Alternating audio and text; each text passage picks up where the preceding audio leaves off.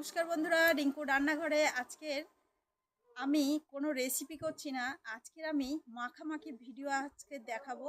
তো আজকে তেঁতুল পাতা তেঁতুল পেড়ে আমি মাখা দেখাবো। দেখুন এখন আমি তেঁতুল পাতা তেঁতুল পারবো।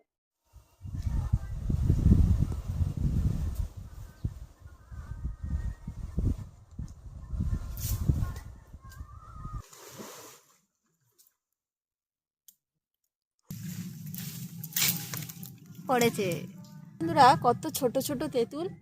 এই তেঁতুল মাখা করলে খুব সুন্দর খেতে লাগবে। কিন্তু গাছে দেখুন কত পেকে গিয়েছে সুপারি। আমার মা সুপারি দিয়ে পান খাবে।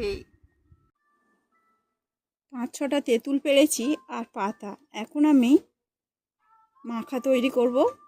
ভালো করে আমি ধুয়ে নেব।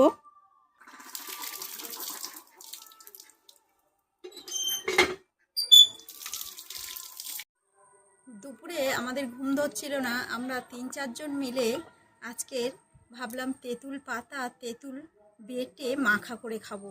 এই জন্য নিয়েছি এখানে তেঁতুল পাতা তেঁতুল কাঁচা লঙ্কা বিট লবণ লেবু ধনে পাতা সব কিছুই একসঙ্গে আমি বেটে নেব শিলনোড়ায়।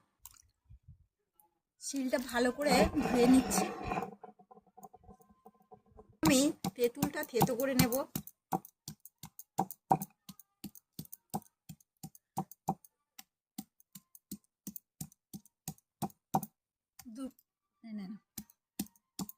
জিভে জল আসছে তো।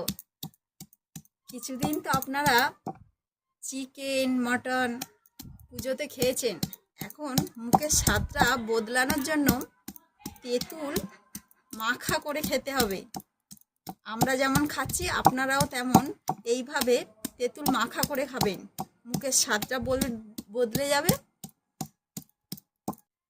কাঁচা লঙ্কা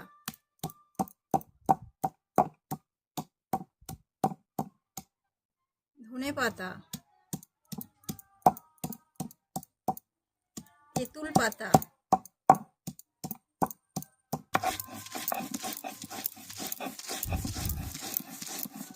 থেতো করে নিয়ে একবার বেটে নিয়েছি, আর একবার বাটবো বিট লবণটা দিয়ে।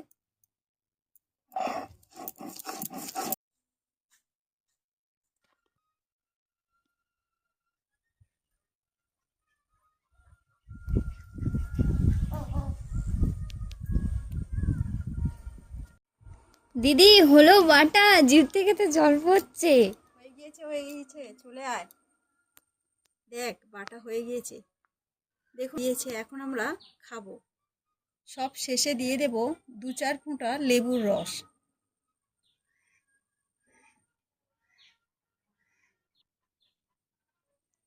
ভালো করে লেবুর রসটা আমি মেখে নেব।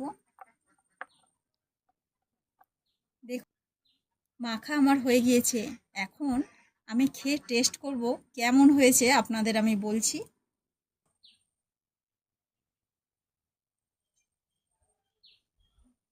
সত্যি আপনারা একবার বাড়িতে এইভাবে করে খাবেন, বুঝতে পারবেন কেমন হয়েছে। আমি বললেও আপনারা, আমি যতটা বলবো তার থেকেও হয়তো বেশি হয়েছে। তো আপনারা একবার বাড়িতে অবশ্যই করে খাবেন, বুঝতে পারবেন কেমন হয়েছে।